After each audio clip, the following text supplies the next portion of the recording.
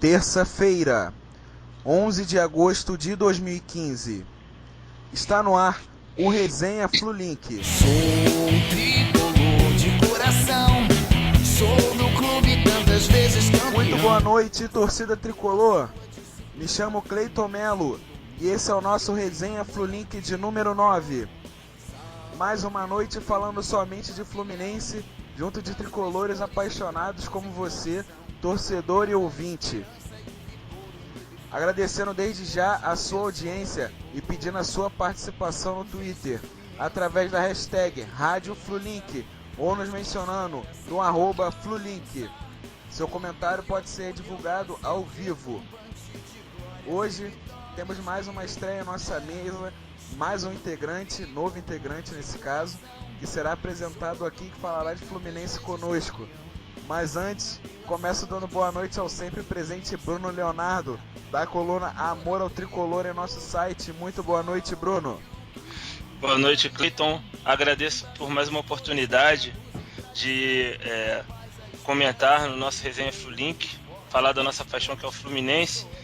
E esse prazer é redobrado quando eu tenho essa oportunidade de falar sobre a minha maior paixão ao lado de grandes amigos, né, como você, a Natália e o Rodrigo Salomão.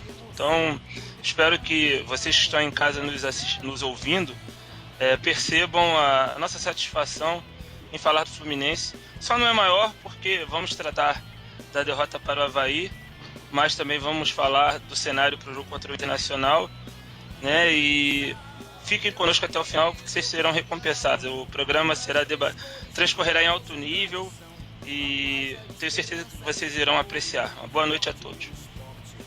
Agora sim, falando do nosso estreante e novo integrante do Flulink, ele que será comentarista dos jogos transmitidos aqui em nossa rádio, vai revezar com o amigo Daniel Souza. Estou falando de Rodrigo Salomão. Muito boa noite, Rodrigo. Boa noite Cleiton, boa noite a todos aí de casa ou na rua, voltando do trabalho, estão nos ouvindo. Primeiro, é um prazer, é uma grande satisfação fazer parte agora da família Flulink e eu espero que a minha estreia aqui hoje seja que nem a do Ronaldinho, com um espetáculo, acenando para a torcida e com o golaço do Marco Júnior, que é a nossa querida Natália que está chegando aí. Resolve aí, Natália. E para fechar, a nossa convidada de hoje é justamente a ilustre Natália Almeida, dona da cornetinha eficiente da Flu Twitter e fanática também por Roger Federer. Boa noite, Natália. Boa noite, Cleiton. Boa noite, Bruno, Rodrigo. É um prazer estar aqui com vocês. Eu escutei os primeiros 8 programas e estava ansiosa para ser convidada para participar. Vocês têm feito um trabalho maravilhoso e boa noite para todo mundo que está aí ouvindo. E é isso, vamos lá. Tô muito feliz de estar aqui participando com vocês. Vamos conversar um pouco sobre essa derrota um pouco inesperada contra o Avaí e traçar um panorama, expectativas para esse jogo de amanhã contra o Internacional. É isso aí, agora que estão todos devidamente apresentados, vamos às pautas do programa de hoje, que são poucas, graças ao noticiário tricolor que por alguns dias deu um descanso ao torcedor no quesito emoção. Primeiro, o Flu joga mal e é derrotado pelo Avaí fora de casa por 1-0. Apesar do resultado, a equipe segue no G4. 2. Fluminense viaja a Porto Alegre para enfrentar o Internacional em crise. Pois é, essas são as nossas pautas, somente o pós do Avaí e o pré contra o Internacional. Tenho certeza que vai ser longo, já que eu trouxe 3 pessoas que gostam de falar, tenho certeza. Então já jogo a bola pro alto, quem vai pegar para falar, fazer a análise dessa derrota do Fluminense na partida contra o Avaí no último sábado por 1-0. Eu sugiro que primeiras damas, né? Muito obrigado. Vamos contemplar a análise. Gentileza, obrigado. Eu assisti o jogo com muita expectativa, dentro do que eu tracei. Era um jogo que eu coloquei 3 pontos para o Fluminense, sem nenhum menosprezo ao adversário, mas pensando num time que vinha de 2 derrotas, É um time que em casa não é tão forte assim, não bota tanta pressão assim, a torcida também não bota tanta pressão assim. Era um jogo, mesmo com os desfalques, o Fluminense podia perfeitamente pontuar, vencer e para nossa surpresa, talvez a gente tenha feito um dos piores jogos da temporada. Na minha forma de interpretação, para mim foi o segundo pior jogo do Fluminense no Campeonato Brasileiro, atrás apenas do desastre contra o Atlético Mineiro. O time foi engolido assim na marcação, o time estava pouco compacto, os laterais estiveram muito mal, então não puderam ajudar no desafogo. O nosso meio-campo estava sem criatividade, muito pela falta do Jean. O Pierre não tem, a gente sabe que ele não tem essa qualidade de passe, é um cara mais de marcação mesmo, mas com a queda de rendimento do Edson, a gente estava sem saída, sem a saída de qualidade no meio campo, e acabou que sobrecarregou bastante o Ronaldinho, que tentou. Eu gostei da atuação dele. Se eu tivesse que apontar um jogador que tenha se salvo num time, teria sido o Ronaldinho, talvez o Marlon também, mas enfim, foi um jogo bastante triste assim, para o torcedor do Fluminense, que a gente viu o time retroceder bastante. Poucas chances criadas, não que a gente tenha também sofrido muito abafa, mas a gente acabou sucumbindo à marcação do Avaí, que é uma das piores defesas do campeonato, então isso é preocupante. E eu vejo essa derrota como um problema, assim. A gente deveria ter pontuado nesse jogo, e somando ao fracasso diante da Chapecoense, é complicado, porque a gente tem que pontuar fora de casa se a gente almeja coisas grandes no campeonato. Essa é a minha leitura, assim, meio panorâmica, meio superficial, e agora vocês continuem. Eu passei o fim de semana muito fulo da vida com o Fluminense, cara.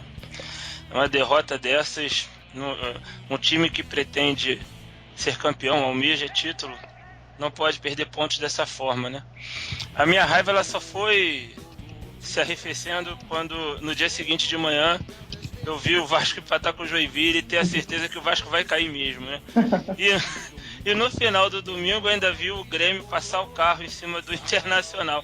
Então eu pensei, caramba, teve gente que conseguiu ter um Dia dos Pais muito pior do que o meu ainda.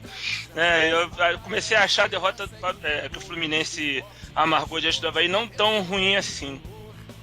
Mas se a gente pensar em termos de campeonato, é uma derrota ruim, cara. Por quê? Nós já acumulamos 5 derrotas no campeonato. E se você pegar o retrospecto recente aí das equipes que foram campeãs brasileiras, elas acumularam no máximo 6, 7 derrotas em todo o campeonato. O que significa que o Fluminense vai ter que operar no erro zero daqui para frente, se ainda pensa em título. Nós podemos acumular no máximo 2, com boa vontade, aí 3 derrotas até o fim do campeonato. E se a gente for olhar a campanha dos nossos concorrentes diretos, como Corinthians, Atlético Mineiro, Grêmio, Palmeiras, poucos deles, ou nenhum, terão perdido para o Vasco no campeonato, ou terão deixado de pontuar na ressacada, né? O Avaí, até então, no jogo contra o Fluminense, tinha feito 8 jogos em casa, só tinha obtido 2 vitórias. Então, quando o Fluminense fizer uma comparação com a campanha dos seus concorrentes diretos, verá que eles não perderam para o Vasco, que eles provavelmente terão vencido na ressacada, e isso faz diferença. O que obriga o Fluminense a compensar essa desvantagem comparativa, vencendo os confrontos diretos. E aí a gente tem que lembrar o seguinte, né? Aquilo que acusavam o Fluminense no início do campeonato, você pega uma tabela favorável, cheia de jogos seguidos em casa, agora vai ser o contrário. A gente vai ter uma sequência grande aí de jogos fora de casa nas primeiras rodadas do segundo turno. Então, o Fluminense trate de achar uma forma de jogar, porque ele não encontrou contra o Avaí. A gente tomou um gol logo aos 6 minutos, numa falha do Cavalieri, uma falha que, na minha opinião, é merecedora de cobranças. Um chute daquela distância, o Cavalieri, no mínimo, tinha que espalmar para o lado para não gerar o rebote que gerou, mas foi uma falha conjunta dele com o Henrique. O Henrique estava mais próximo da bola que o André Lima no lance e conseguiu chegar depois. É verdade. Né? Mostrou uma lentidão de reflexo, de raciocínio, que o zagueiro não pode ter. Ô, Bruno, se me permite, só um complemento ao que você falou da falha em conjunto. Voltando um pouquinho mais no lance, o Edson foi driblado ridiculamente também, né? Se a gente for lembrar, ele tomou o come e aí foi abriu-se pro chute e aí o Cavalieri rebateu, o Henrique, enfim. Foi uma falha, né, generalizada, do início ao fim. Mas... Bem verdade, o Edson vai dar um bote no Rômulo, o Rômulo dá um drible desconcertante, aí clareia para chutar, e daí gera todo o lance, o rebote no centro da área e o gol do André Lima, que tem um fã apaixonado no Twitter, inclusive, né? É muito engraçado. Mas, gente, eu acho que o Fluminense teve mais logo 6 minutos de jogo. Como chutar gol é importante, né? Você pode gerar um rebote, a bola pode bater na trave e sobrar pro teu atacante, no mínimo, sei lá, gerar um escanteio e desse escanteio sair um gol, ou pode dar em nada, é verdade, a bola pode parar lá na arquibancada. Mas normalmente coisas acontecem quando você chuta gol. E o Fluminense chutou muito pouco.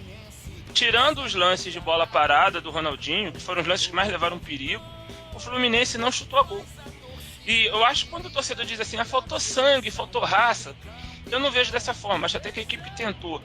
Mas a passividade dela diante da dificuldade que o Avaí criou para o Fluminense, ela se materializa nisso. A equipe não quebrou o protocolo. Ela não chutou a gol, não tentou uma jogada individual, não tentou sair daquele script ali que estava montado durante o jogo. O Avaí fez o gol, se fechou todo, trancou as laterais, gestionou o meio, e justamente onde o Ronaldinho mais teve dificuldade de jogar, pelo centro. Ali eu vi que se o Ronaldinho for o articulador pelo centro, ele vai ter dificuldade, porque ele está tendo dificuldade, já aos seus 35 anos, de encarar a marcação pesada em cima dele. O Ronaldinho se sente à vontade jogando na meia esquerda, é ali que as coisas têm mais chance de sair. Eu achei assim, a nossa dificuldade para sair jogando, em parte se deve à qualidade técnica do Edson e do Pierre. São dois jogadores que todos sabem ter deficiência na saída de bola. Mas ela se agravou porque em dados momentos, Ronaldinho Gaúcho e Marcos Júnior ficaram distantes dos volantes, obrigando o Edson e o Pierre a sair com um passe mais longo. O time estava muito espaçado mesmo. Exatamente. Então a equipe teve essa dificuldade porque não compactou, né? E eu achei que o Ronaldinho Gaúcho foi o mais lúcido de um time que não tinha lucidez nenhuma. Então é diferente de dizer que ele fez uma grande partida. Ele foi apenas o mais lúcido. Achei que ele foi muito bem nas bolas paradas. Teve um lance no final do primeiro tempo que ele gira muito bem lá para o Wellington Silva. O Wellington Silva cruza bizonhamente, né? E lá já nos acréscimos do primeiro tempo. E aos 42 um lance que ele deixa o Marcos Júnior na cara do gol e aquela bola passa rente à trave. Fora isso, eu achei que talvez por ser ainda o segundo jogo, talvez por estar muito tempo inativo, o Ronaldinho Gaúcho ainda carece de ser o cara que faz o time jogar, que dita o ritmo, que cadencia, que acelera. Eu achei que ele ainda vive de lampejos e de bola parada. Eu acho que daqui pra frente ele tem que começar a mostrar algo mais. Aí você fala, Bruno, mas o resto jogou mal, por que você só fala do Ronaldinho Gaúcho? Porque só o Ronaldinho Gaúcho chega num time e não precisa disputar posição. Só o Ronaldinho é apresentado com festa no Maracanã. Só o Ronaldinho ganha o salário que ele ganha. Então eu tenho que exigir mais de quem pode dar mais. Agora, claro, o Fluminense tem uma carência séria na lateral esquerda que vai ser sentida até o final do campeonato. Tem o Wellington Silva cruzando bizonhamente. Tem jogadores que precisam dar melhor resposta. Mas, enfim, eu vou ficar nesse apanhado. Mais pra frente a gente entra em outros detalhes que o Rodrigo chegou a vez dele comentar também. Eu tava vendo aqui, pô, do que eu vou falar? Vou falar Ficou sem nada, né? Vou falar do esquema do Avaí, já tava estudando o Avaí aqui pra falar. Não, eu concordo plenamente com o que foi pontuado aqui. E até a parte final agora do que o Bruno falou, o que mais me preocupa no momento realmente é a questão da lateral esquerda. Por dois motivos. Primeiro, porque realmente a gente não tem ninguém mais para posição, né? O Breno Lopes deu para ver que assim, a gente não tem como contar com ele. Assim, ele seria um reserva para uma partida ou outra.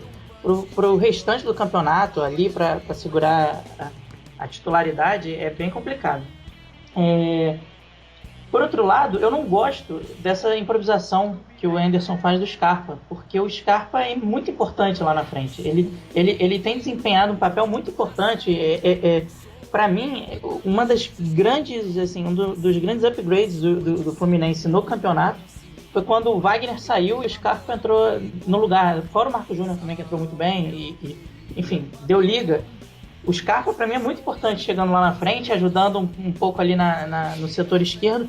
Quando você coloca ele na lateral, você perde na frente e perde atrás, porque ele não tem um cacoete do lateral, né? Eu acho que isso aí é importante. E por outro lado, o Wellington Silva contra o Avaí foi, assim, uma das piores atuações que eu já vi de um jogador do Fluminense na vida, porque ele não acertou absolutamente nada. E olha que, né, ele já teve outros jogos ruins, mas esse se superou. Então a gente, quando não tem lateral, fica muito difícil ter esse escape, né? Essa válvula de escape, ainda mais num jogo, num campo pequeno, né? O Avaí jogando em casa.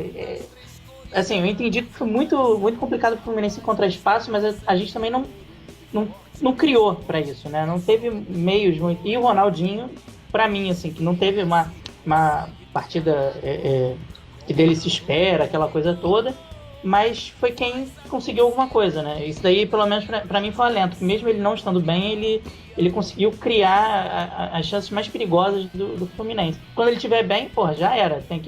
Ninguém vai segurar. Pelo menos assim que a gente espera. E para mim, acho que o outro ponto que eu queria destacar foi o primeiro tempo do Flu, que a gente não conseguiu reter a bola na frente, e muito por conta do Magno Alves. O Magno Alves, ele enfim, para mim é um dos ídolos. Eu cresci com muitos gols do Magno Alves, Série C, Série B e tudo mais, João Avelange, mas ele tá num limbo nesse momento, porque ele não tem mais aquela velocidade, aquele arranque que ele tinha quando jogou no Flu 15 anos atrás. E por outro lado, ele não é aquele cara de referência, aquele que vai brigar, né, o Fred, e assim, a gente viu uma dificuldade muito grande dele. A bola não ficava lá. O Fluminense depende muito dessa referência. Tem dependido muito dessa referência. Até o Ronaldinho contra o Grêmio, ele conseguia fazer mais esse papel de referência, mesmo não sendo a posição dele, do que o Magno Alves. O Magno Alves não tem corpo, não tem envergadura para isso. Na minha opinião, não sei se os colegas, enfim, concordam ou não, mas eu achei que faltou muito isso também. A gente ter alguém para reter a bola. Com o Elton Paulista deu uma melhorada. Eu acho, né, parece que o Anderson esboçou o time com o Wellington para amanhã. Eu acho que já é mais acertado que o Magno, entendeu? O Magno é importante para entrar, enfim, a bola sobrar, algum golzinho, puxar alguma coisa e tal, mas ele ser o cara que vai começar e tentar ser a referência, pelo visto, não vai dar muito certo, entendeu? Para mim ele tá num limbo, assim, meio que o que aconteceu com o Sob já no final da passagem. Bem lembrado. É verdade. Né? Ele tá nesse limbo. Mas enfim, o que eu espero para amanhã é que a gente, assim, o meu alento, eu concordo com o que a Natália falou no início. Para mim foi a pior partida do Fluminense, fora aquela desastrosa do Atlético. Foi a pior partida do Fluminense no campeonato, e eu acho muito improvável que a gente vá ter duas partidas tão desastrosas em sequência. Ainda mais um time que já demonstrou que, enfim, consegue ter condições de brigar bem contra os times e tudo mais. Afinal, a gente ainda está em quarto lugar. A gente pode esquecer disso. Então, essa é uma das minhas esperanças, basicamente. A questão do... Pode falar, Bruno. Não, vai, Natália, vai lá. Não, eu gostei do que o Rodrigo falou, a questão do Scarpa, porque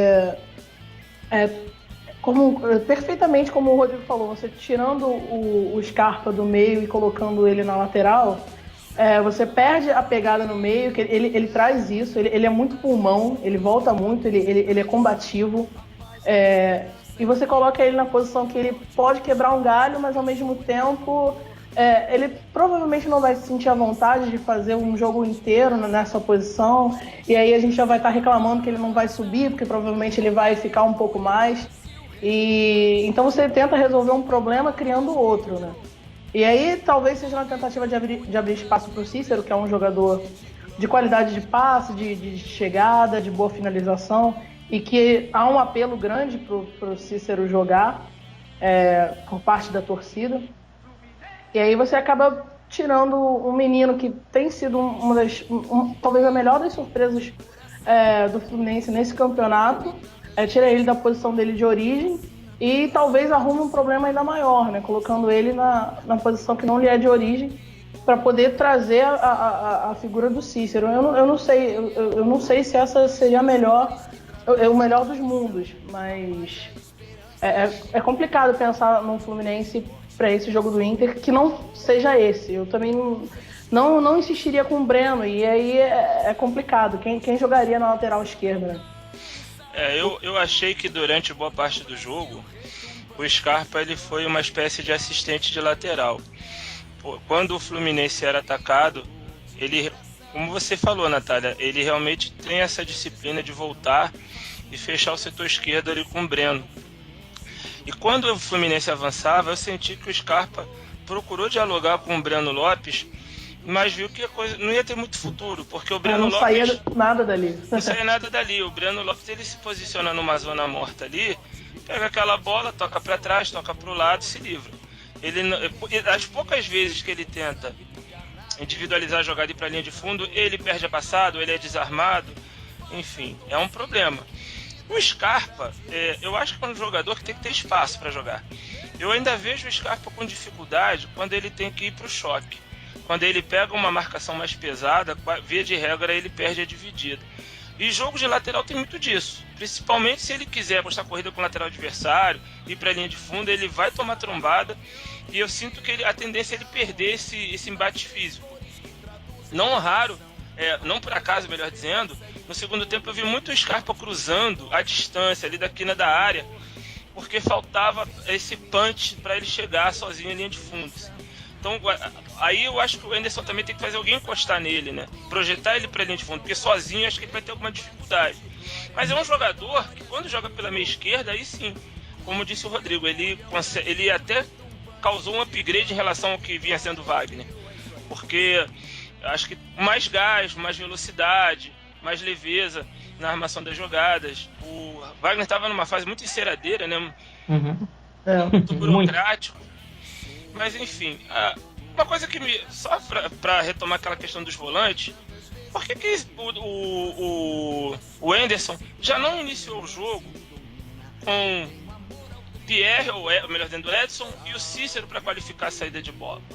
Ou então, se o Cícero não está aguentando 90 minutos, o Cícero é um jogador que demora um tempo para pegar forma física e jogar 90 minutos, por que não tenta o Igor? Por que não, o Igor joga de segundo volante, começava ele com Edson e Igor. Aí o que acontece? Quando ele precisou substituir no segundo tempo, a primeira alteração dele foi o centroavante, ele tirou o Magno Alves para colocar o Wellington Paulista.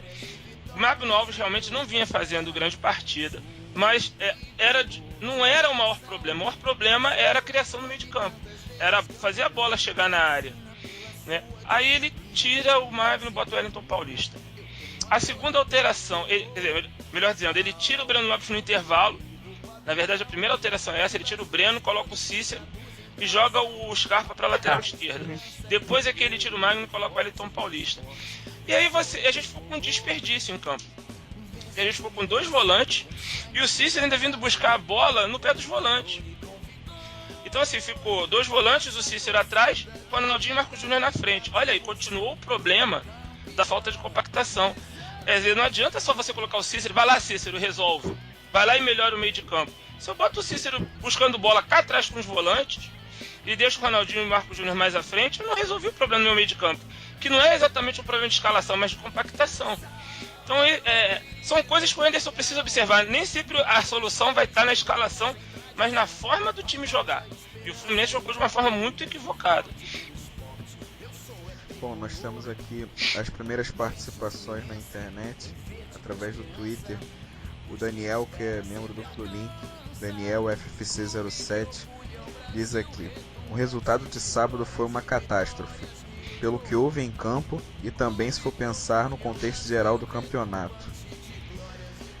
O William Júnior diz aqui: boa noite. Na minha humilde opinião, erro de escalação do Anderson. Abraços. Temos também, essas foram através da hashtag. Temos comentários também através, nos mencionando aqui, que Nick Ellis diz aqui: também não gosto do Scarpa na lateral, concordo inteiramente. Isso no caso em relação ao comentário do Rodrigo Salomão. O Labre, que é amigo do Bruno, também tá ligado no Flulink sempre aí com a gente, diz aqui: será que está havendo uma Fred dependência? Também. É Eu acho cabeça. Sim. Com certeza o Fred, além de ser um técnico em campo, um cara que orienta a equipe, ninguém faz o pivô tão bem quanto o Fred no Fluminense e poucos fazem tão bem quanto ele no futebol brasileiro. Então, muitas das vezes o Fred vem suprindo até a falta de um armador pelo centro do campo, porque ele volta, às vezes recua para acionar o Marco Júnior que vem de trás, para acionar os laterais. Ele é um centroavante que às vezes ajuda, faz o time jogar. E é um goleador nato, ele realmente está fazendo muita falta.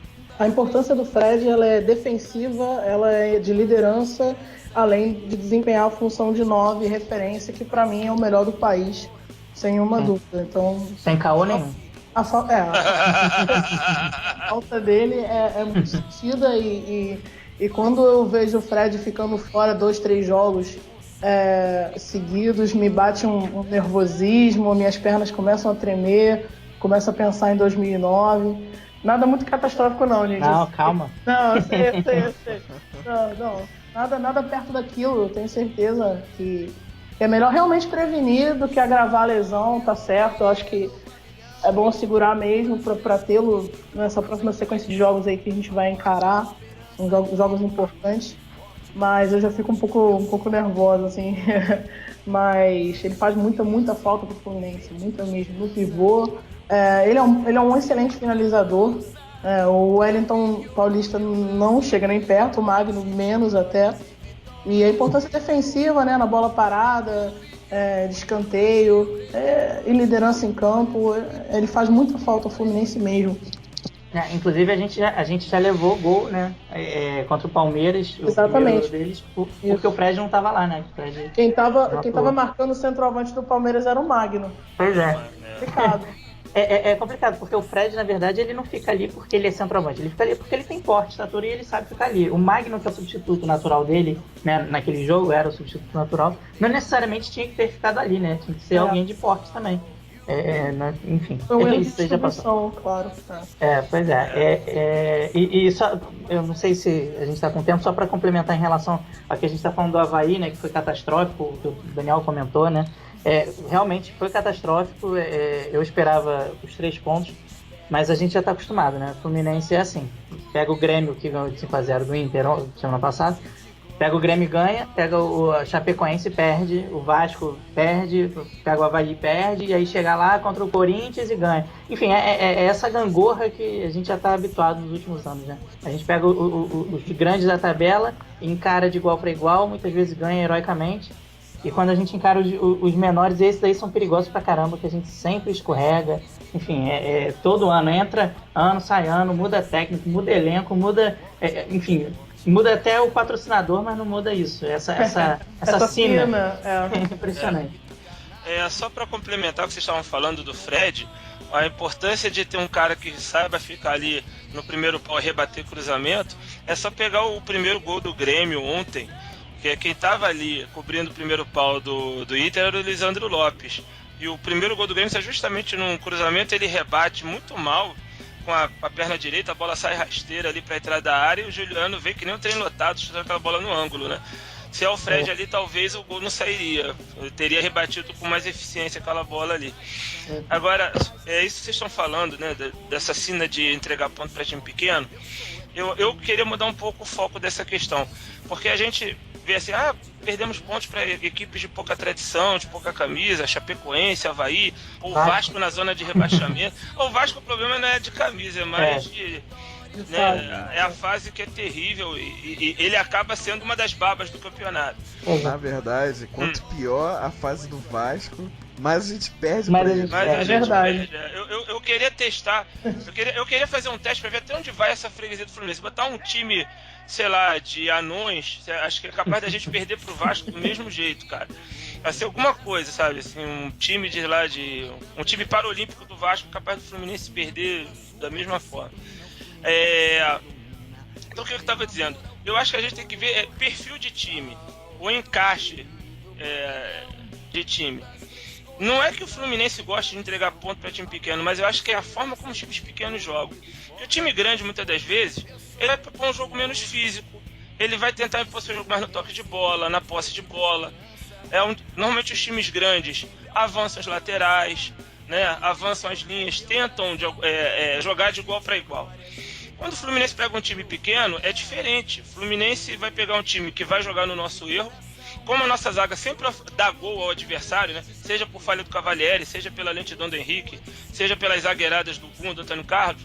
Quando a gente dá esse gol, quando a gente permite que o adversário de menor porte, entre aspas, abra o placar, aí começam todos os problemas. Os caras recuam todas as linhas, 10 atrás da bola, fecha as laterais.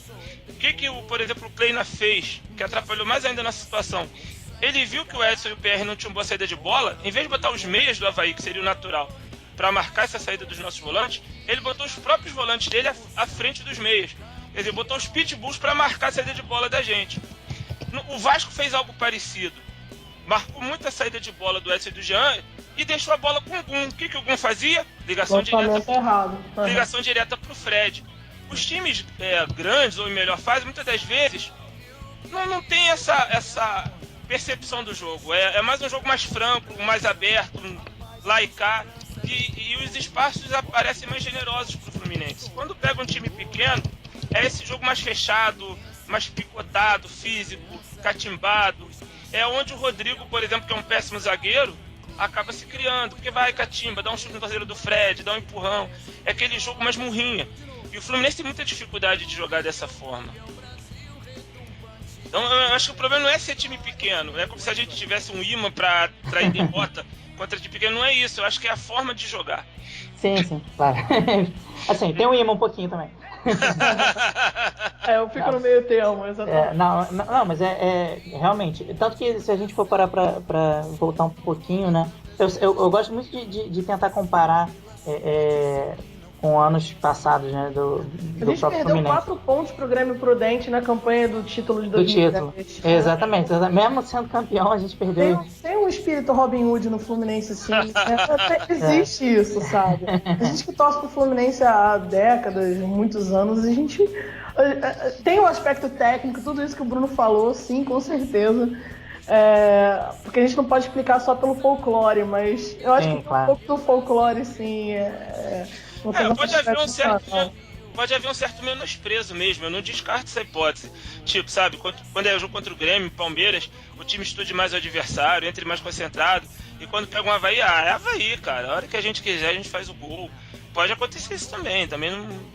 E assim, particularmente, a gente, enfim, tá analisando agora do Avaí, que realmente contra o Avaí foi uma partida desastrosa. Mas, por exemplo, na minha opinião, contra o Vasco, eu achei que o time fez uma partida decente.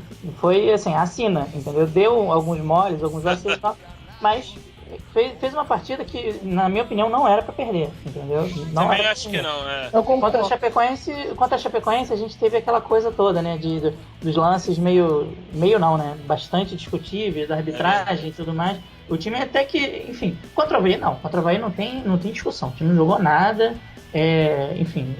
Sentar e ver o que deu de errado.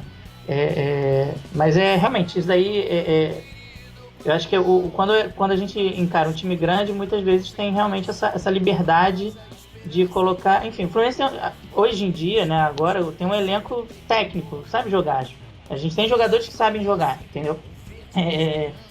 Enfim, Ronaldinho, quando tinha o Osvaldo, Marcos Júnior, enfim, são caras que jogam com a bola no chão. O próprio Fred, né? Ele segura a bola, gira, faz o pivô, enfim, e aí quanto mais espaço, melhor, entendeu? Aquela ligação direta nem sempre funciona. Com o Fred, porque o Fred é o melhor nome do Brasil, como a gente já falou. Antes, então, ele joga em cima, joga embaixo, não tem muito esse problema. Mas eu me lembro que, por exemplo, pra mim, eu acho que a melhor partida do Flu no campeonato, assim, se eu for pensar rapidamente, é que eu mais fiquei satisfeito foi contra o Cruzeiro. Eu achei que o time jogou muito bem mesmo, aproveitou muito espaço, perdeu gol pra caramba. Eu até encontrei os amigos depois, né, no final do jogo. Por quê? Porque o Cruzeiro também tentou alguma coisa e tal, aquele projeto lá do Luxemburgo, de tentar ir meio maluco pro ataque já no final e meio não sei o quê. Enfim, eu achei que foi, assim, foi um 1-0, mas foi um 1-0 diferente do 1-0 nosso contra o Joinville, entendeu? enfim, situações muito distintas e realmente varia muito de acordo com o adversário que você falou, entendeu? Talvez seja questão de pensar por adversário a forma de jogar, ao invés de tentar engessar um esquema e vamos pra frente sempre, entendeu? Como uma forma de jogar. Isso daí é problema do Anderson, ele tem que lembrar isso. Mas a gente realmente tem diferenças, isso é fundamental. Amanhã contra o Inter, né, que a gente ainda vai falar, né, não sei se eu tô atravessando aqui o Cleiton, se tiver agora já era. Já foi. Enfim, é um time grande, mas eles vão jogar com três volantes, né, então vamos lá, vamos seguir. Só para encerrar as participações aqui no Twitter em relação à análise da partida, o Cabeça, que também é membro do Flulink, participa com a gente e diz aqui: não podemos esquecer que o Jean não jogou e que o Edson continua mal. Por isso que não tivemos a devida proteção da zaga. Sim, exatamente. Eu acho que o Bruno comentou mais cedo, não foi do Jean. Realmente, isso aí fez muita diferença. É o que a gente estava comentando em off. Nunca pensamos que iria chegar esse dia, né? A gente sente falta do Jean. Mas realmente. Acho que recuperar o Edson é uma coisa extremamente importante a longo prazo, assim. Agora, a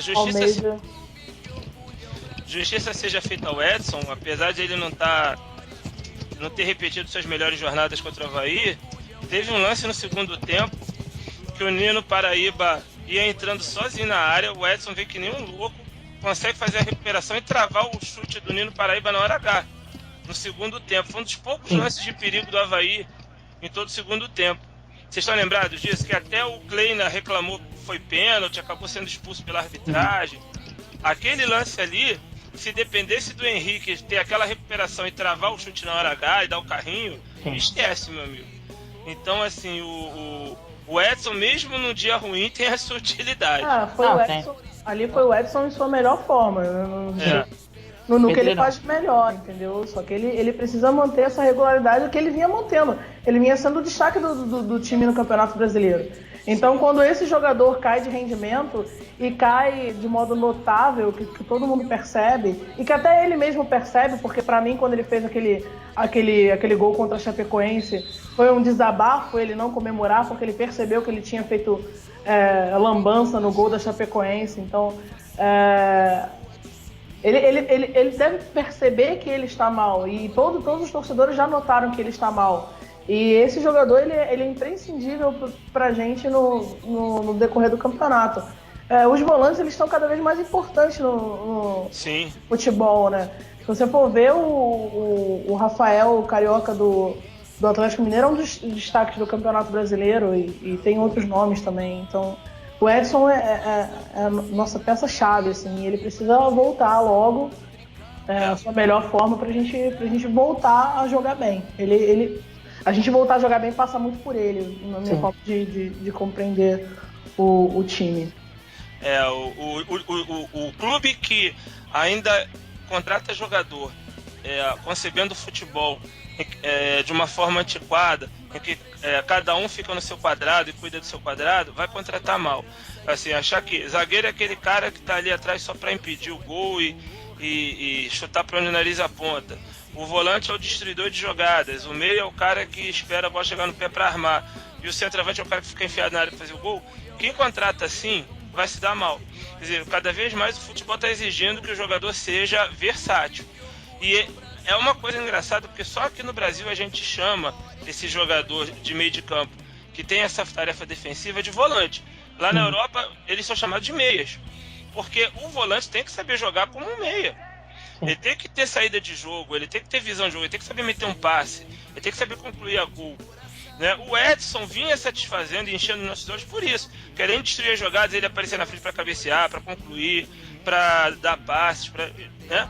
Então, os clubes que já perceberam isso, que os jogadores têm a dupla função de defender, de atacar, e todos precisam saber jogar com a bola nos pés, o clube que já percebeu isso vai contratar melhor. Me preocupa, até, né, só para complementar, você falou dos volantes, né? Me preocupa um pouco o Pierre, quando ele é ótimo marcador, destrói, tudo bem. Não tão bem quanto anos atrás, né? Porque ele já tem uma idade mais avançada. Mas ele é inútil com a bola nos pés, assim, para construir a jogada, para começar a jogada. por mais que o Edson esteja em má fase, ele, assim, tem alguns recursos, ele chega na frente, como você falou, elemento surpresa, cabeçada, chuta muito bem de fora da área, e eu acho que a gente, ele mesmo, né, teria que aproveitar um pouco mais essa característica, mas o Pierre não, o Pierre sequer fez gol no Atlético, né, se eu não me engano, ou fez um gol, alguma coisa assim. Ele é meio que o Valência, o nosso novo Valência que não se machuca. É verdade. E isso realmente, hoje em dia, é cada vez mais raro, porque não cabe mais nos esquemas de jogo, né?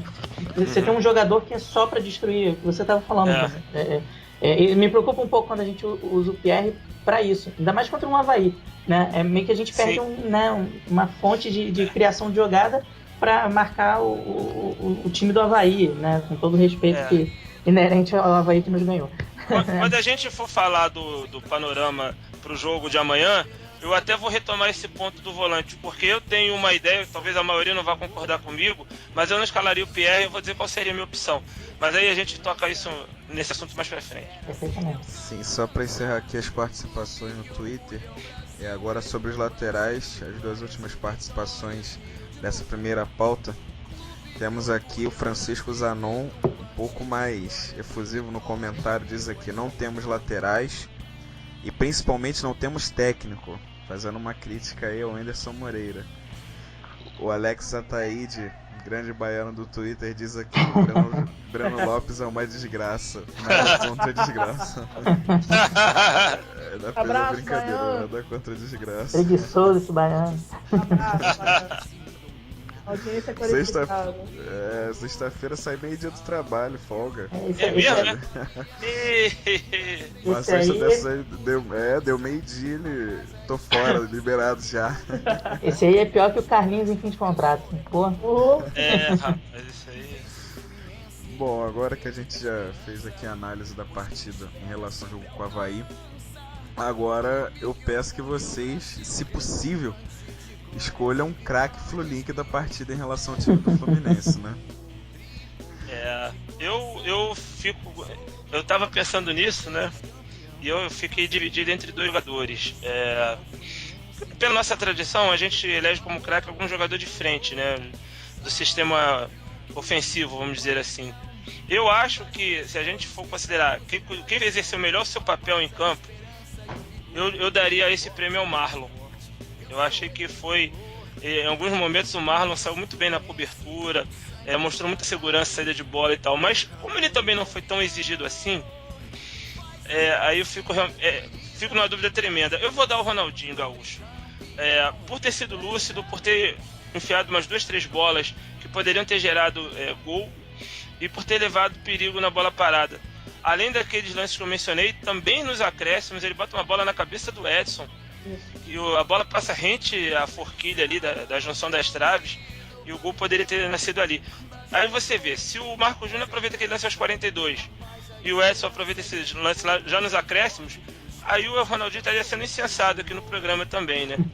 É verdade, embora eu acho que falta ele dar mais ritmo ao time, fazer o time jogar, o cara contribuiu, e se houvesse mais eficácia dos seus companheiros, a gente poderia estar enchendo mais a bola aqui do Ronaldinho. Então é o Ronaldinho, menção honrosa pro Marlon.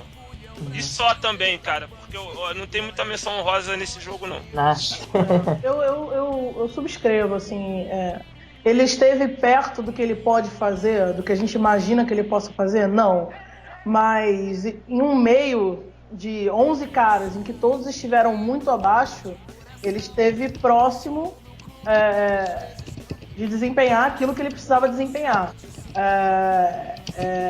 Ele meteu uma bola magistral ali pro Marco Júnior no fim do jogo.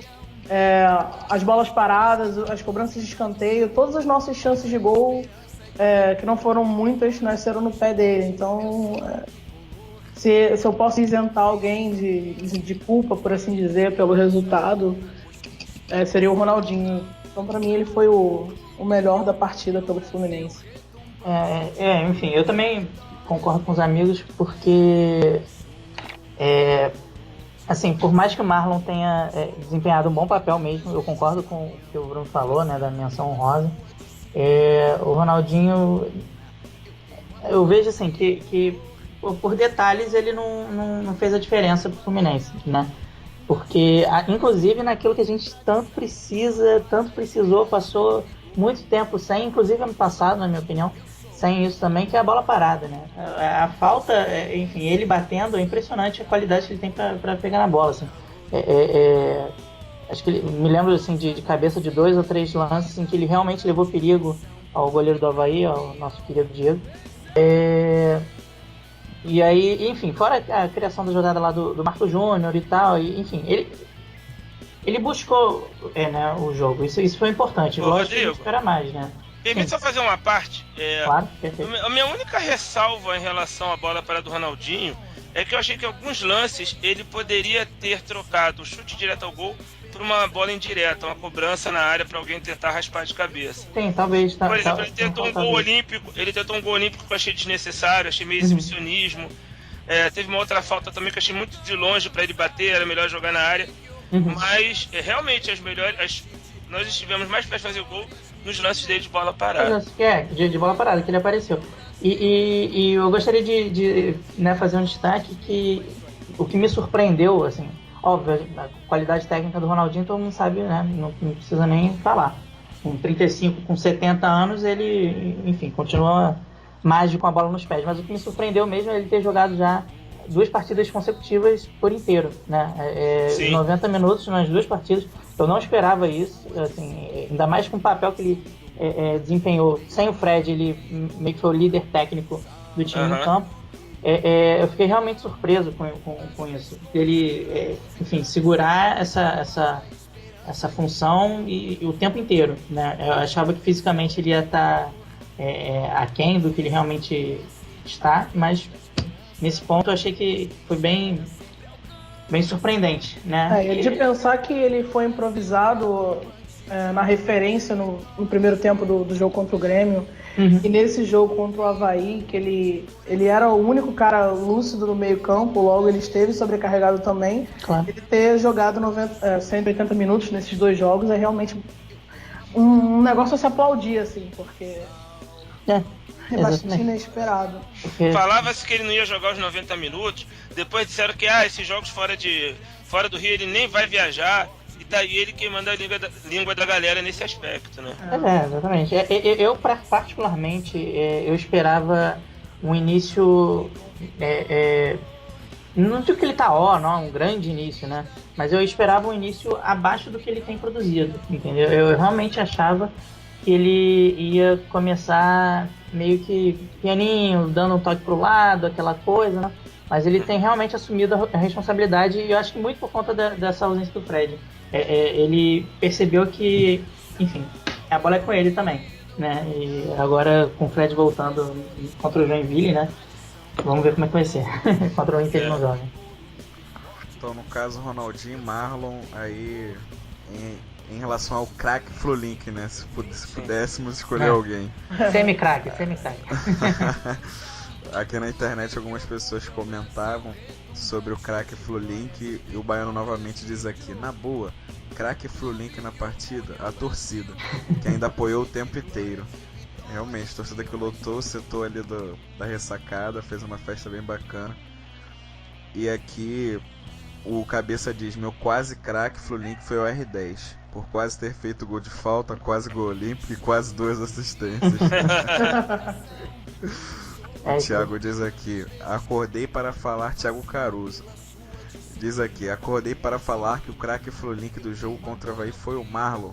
E já antecipou aqui o baranga da partida que ele acha que é banana, na verdade. E o banana foi o Cavalieri por rebater errado. Rapaz, aí. A gente vai falar justamente agora da baranga da partida. Vamos tocar na ferida aí, Isso aí é polêmico. Muitas opções.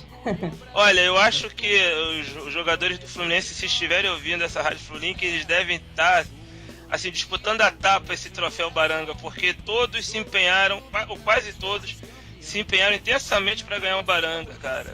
Tá complicado. Mas, assim, eu de início eu ia votar no Wellington Silva, porque o Wellington Silva, no início do primeiro tempo, aos 11 minutos, numa bola enfiada na direita pelo Magno Alves. Ele nem chuta, nem cruza, só uma coisa meio termo por cima do gol. E já nos acréscimos do primeiro tempo, o Ronaldinho questiona ele na direita. Se ele era só cruzar rasteiro no capricho, o Magno Alves fechava pelo meio da área. E ele também cruza forte, a bola passa do Magno Alves. E outros tantos cruzamentos errados. Agora, é aquela história, né? Para o cara desperdiçar um lance, ele estava ali presente de alguma forma, ele se habilitou a desperdiçar um lance, porque ele estava na hora certa, no momento certo, faltou capricho no último passe.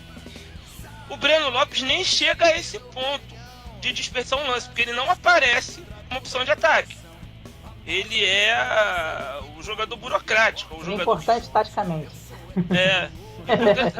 Importante taticamente para o adversário, porque para o adversário é menos um em campo. Então, assim, e você vê assim, o moral do Breno Lopes está tão baixo que o treinador troca ele no intervalo por um jogador improvisado na função.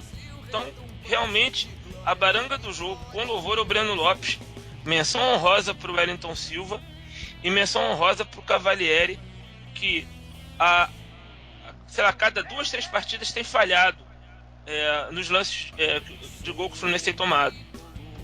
Acho que o Cavalieri se ressente de ter uma grande sombra no elenco, assim como em outros momentos o Jean precisou ter uma sombra no elenco e não teve. Até mesmo o Fred em alguns momentos precisou ter e não teve. Alguns jogadores no Fluminense estão numa zona de conforto. Um deles é o Cavalieri. O Cavalieri fez uma temporada muito acima da média em 2012, que o levou à seleção brasileira.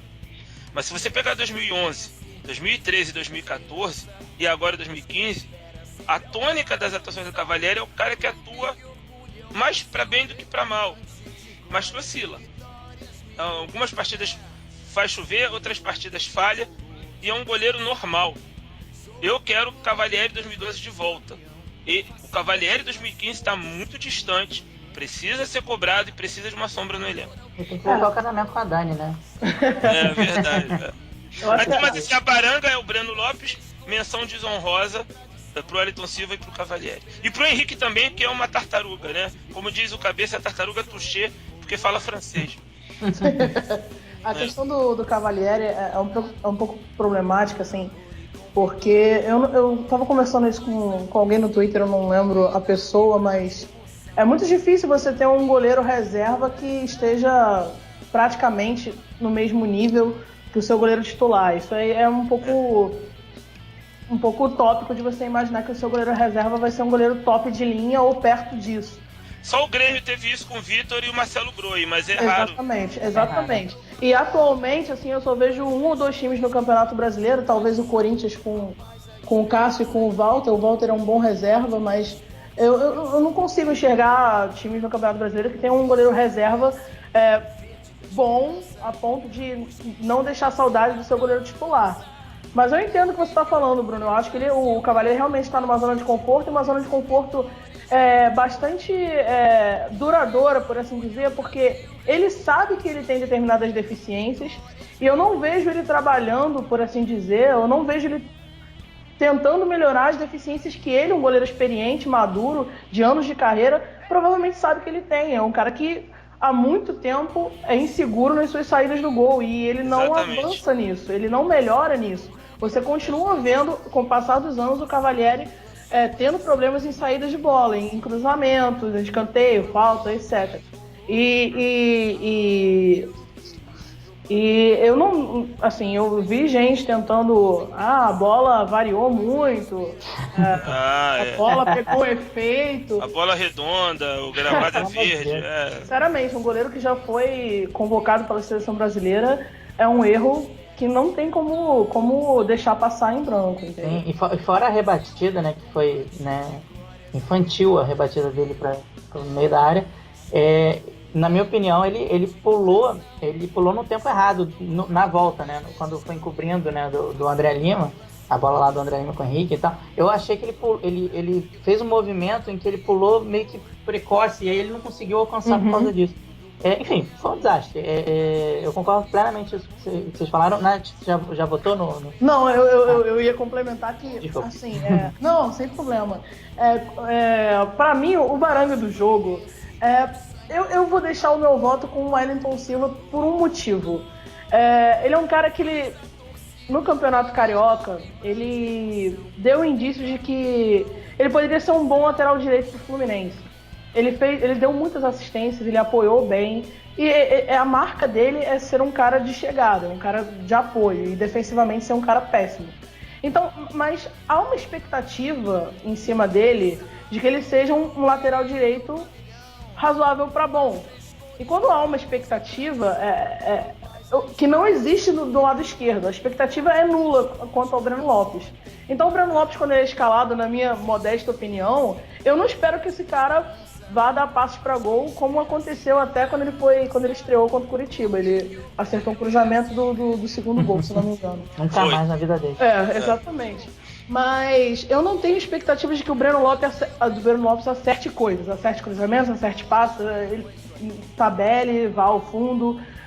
Eu não espero. Quanto ao Wellington Silva, eu espero que ele apoie bem, que ele apareça bem ao ataque. É uma questão de expectativa mesmo. Uhum. Então, quando esse cara ele se propõe a aparecer, mas ele erra absolutamente tudo de um jeito que parecia que ele estava fazendo de sacanagem, eu não acredito, mas parecia.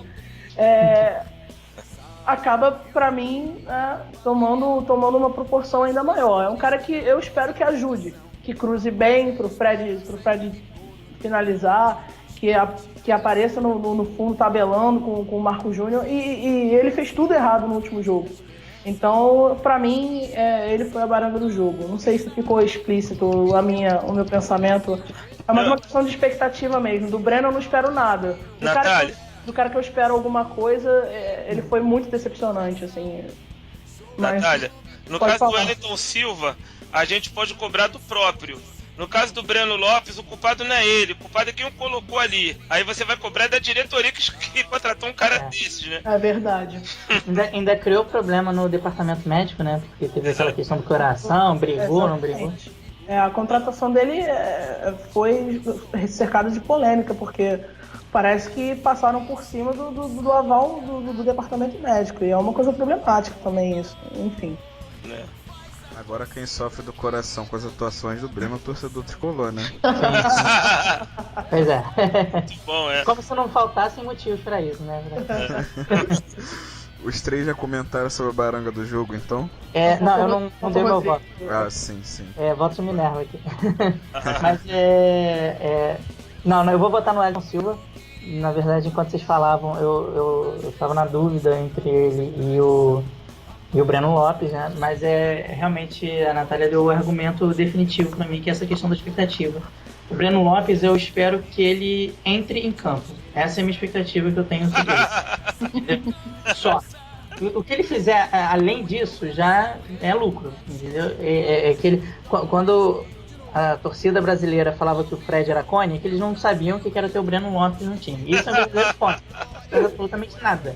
Então eu não vou, coitado, não vou botar baranga a partir do melhor. Eu concurro, né, reverso.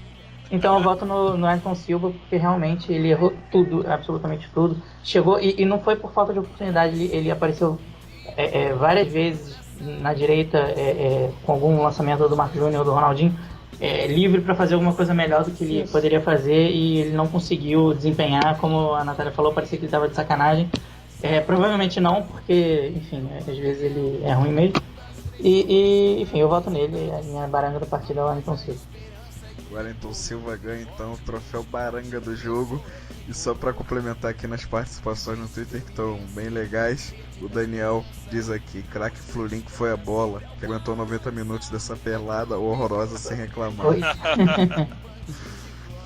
O Cabeça diz aqui: baranga foi o Anderson, que insiste em inventar esquema, enquanto poderia manter o esquema que vimos bem com o pivô de 9.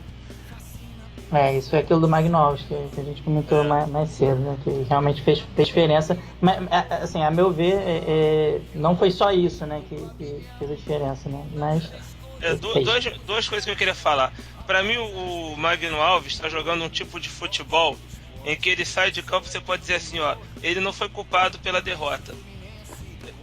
Assim, ele não é o culpado, ele talvez não seja o pior jogador em campo ou o cara que atrapalhou o time, mas ele também nunca é a solução. sabe? É um Já futebol são... GA, né? Hã? É um futebol GA. Né? É, mais ou menos isso. Eu chamo de futebol nada acontece. É o estilo nada acontece. Então já são 9 jogos, parece que já são mais de 6 horas em campo. Nem uma bola na trave, Magno Alves. Faz alguma coisa acontecer, tá, sabe? Tá insípido o seu futebol. E ele Você teve não- algumas oportunidades, né? Exatamente. Principalmente naquela enfiada de bola do Ronaldinho no jogo contra o Grêmio, que ele Contra saiu o cara Grêmio. a cara com o goleiro Thiago e ele perdeu a chance dentro da área. Exatamente. Quer dizer, nem uma bola na trave, quer dizer, ele tá devendo. E quando a Natália estava elencando aí o rol de defeitos que o Cavalieri precisa trabalhar melhor, um deles que eu incluiria é saber jogar com a bola nos pés. Quando a gente fala que um jogador tem que ser versátil, o goleiro hoje tem que ter um mínimo de habilidade com os pés. Né? Eu não vou nem falar do Neuer, que é covardia. Até alguém estava lembrando que no último gol do Grêmio, o Alisson demora a sair do gol, se é o Neuer já tá ali na entrada do gol dividido com o atacante, limpando o cara e lançando. Mas assim, eu não vou exigir que o Cavalieri chegue a esse nível de excelência, mas alguma qualidade com os pés. Quando o Cavalieri às vezes precisa dar uma bicuda para afastar a bola sai torta pela lateral do campo, cara. Não pega nem a direção do centro do campo pro Fred de repente dividir no alto de cabeça e tal. Então é mais uma coisa que ele precisa trabalhar. Isso é inadmissível. Pra meu ver, no futebol de hoje, você ter um goleiro que não saiba o básico, porque assim, você não precisa ser um craque, né? Não precisa ser um jogador que, por exemplo, o Rogério Ceni também, que é uma referência nisso, com a bola nos pés. Não precisa ser tudo isso, mas né, um básicozinho, né? Pô, pelo amor de Deus, o cara tem que ter uma A gente viu noção. a qualidade do Cavalieri com a bola nos pés naquele pênalti contra o Botafogo, né? Exatamente. Parecia que tava cobrando tiro de meta. Ele exatamente. bateu o pênalti como quem bate tiro de meta. E aí falar, mas goleiro não tem mesmo que treinar pênalti, ok. Mas o goleiro do Botafogo depois bateu, ele também não deve estar acostumado a bater pênalti, mas pelo menos não bateu bizonhamente, ele bateu na direção do gol, pelo menos, né? Isso. Exatamente. Só pra encerrar aqui as participações, o Marcos Martins, que já tá tweetando aqui com a gente, acaba não tendo oportunidade de falar, mas agora eu vou falar. Ele diz aqui, sinceramente, vocês estão muito bonzinhos. Eu não salvo ninguém. Foram todas barangas. É uma opinião válida, né? É que a gente aqui tenta ser um pouquinho menos corneteiro e mais analítico, né? Mas o torcedor, ele fala assim, com todas as letras mesmo, não quer saber de dourar pílula pra ninguém, não. Eu até diria que eu tô adotando uma postura bastante moderada aqui na participação. Eu te apresentei como cornetinha eficiente. Você tá bem tranquilo aqui.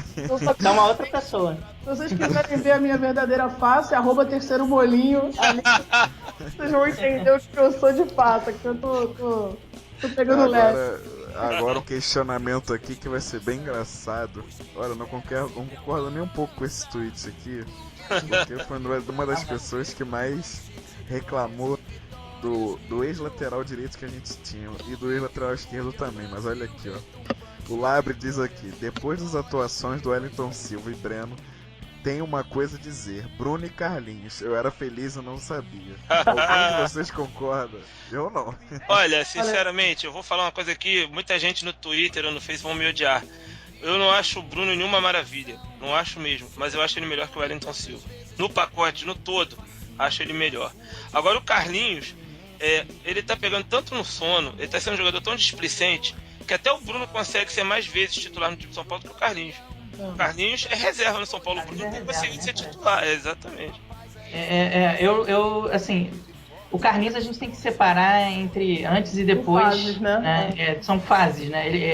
Ele começou voando, aí depois deu uma caída, em 2012 ele jogou muito, enfim, em 2013 ele se machucou, né? Foi um grande desfalque do Flu naquela campanha. E 2014 foi ridículo, né? Então, eu não sei qual Carlinhos exatamente que a gente contaria hoje se ele ainda estivesse no elenco, né? Mas Breno Lopes é aquilo que a gente está falando, realmente. Assim, agora em relação ao Giovani, eu acho que dá para discutir, enfim, dá para brigar. Ô, Rodrigo, você prefere o Carlinhos atual ou o Giovani? Eu prefiro o Giovani. Assim, o Giovani eu vejo que ele dá pra crescer ainda, entendeu? Ele, de certa forma, ele chega bem no ataque, ele ainda não tem aquele sono que o Carlinhos tem. O Carlinhos tem muita questão de comportamento, né, em campo. Isso influencia muito, é que nem o Wagner, né? Aquela coisa, ele já estava numa fase meio burocrática de não arriscar, e isso faz muita diferença, né? Isso acaba fazendo diferença. Você olhava pros dois e você tinha assim, pô, tô de saco cheio, eu quero sair daqui. Isso compromete, isso no fim das contas compromete. Saudade de lateral tem realmente do Mariano, um cara que faz muita falta. Jogou hoje, né, no Sevilha. E ele demorou muito a pegar no breu, por assim dizer, né? A gente cornetava muito ele. Mas quando ele começou a jogar, pra mim, assim, pegando... Verdade. Nos últimos anos, pra mim é um dos caras que mais fazem falta em qualquer posição. Fluminense. Se vocês quiserem pegar um exemplo do que são dois laterais resolvendo um jogo pro Fluminense, foi justamente contra o próprio Avaí. Pega Fluminense 3, Avaí 0 na ressacada em 2010. Os 3 gols nascem de jogada dos laterais. Primeiro gol, um cruzamento do Carlinhos que foi até um pouco assim a esmo, mas sobra pro Eusébio, o Eusébio completo faz o gol. Agora o segundo gol, um cruzamento preciso dele na linha de fundo pro Fred completar de cabeça. E o terceiro, uma aula de contra-ataque do Fred com o Mariano. O Mariano dá uma arranca, rouba a bola quase que na entrada da área, vai parar lá na linha de fundo para cruzar rasteiro. Na linha de fundo não, um pouco antes. Cruza rasteiro na diagonal pro Alan completar. Foi uma partida resolvida pelos laterais, coisa que faltou justamente no sábado. Sim. E aquele Avaí nem era tão fraco, aliás, não era fraco em relação ao Avaí desse ano. Um time que na época estava, acho que 11 jogos sem perder na ressacada. 25, Cleiton, 25 jogos. 25. Tudo isso. Caramba. O Fluminense deu um show naquele jogo. Foi realmente um grande jogo que foi até antes de começar aquela Copa de 2010. Exatamente. Foi a pausa para a Copa de 2010. E foi realmente um campeonato que os nossos dois laterais foram decisivos. Brilharam. Carlinhos e Mariano fizeram um grande campeonato. A gente fala muito Conca em 2010, mas os nossos dois laterais foram excelentes, né? Sim, com certeza. Encerramos então a pauta em relação ao jogo com o Avaí. A gente conseguiu falar por 1 hora e 7 minutos desse jogo. Incrível, quando eu penso que a gente vai conseguir fazer um programa de 1 hora, 45, não que eu queira, mas às vezes eu fico com essa desconfiança. Aí 1 hora e 7 falando só da partida contra o Avaí.